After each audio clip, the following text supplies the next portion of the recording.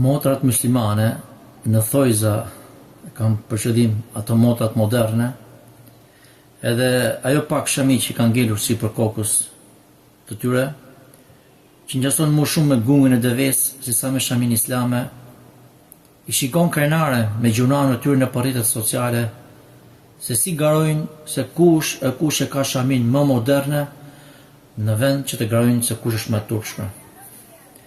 Le ta ditë çdo muslimane se turpi është stolia dhe bukuria e saj. Kush ka humbur turpin, ka humbur një pjesë të besimit.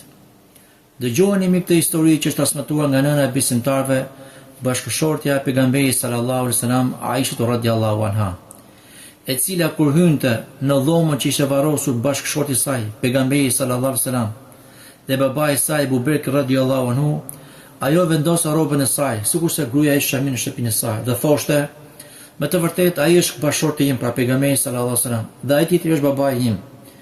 Por kur u varros Umari radhiyallahu anhu bashkë me ta, çfarë tha Aisha radhiyallahu anha? Betom në Allahun, nuk kam hyrë në ato dhomë, përveç se unë isha e mbështjellur fort me rrobën time nga turpi prej Umarit.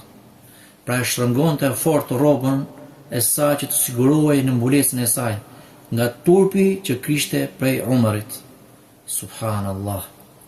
Turpëroi prej tij ndërkohë që ishte i vdekur, kurse sot ka prej bijave, grave dhe nënave të muslimanëve që reklamohen në rrjetet sociale për të fituar pëlqimet e njerëzve.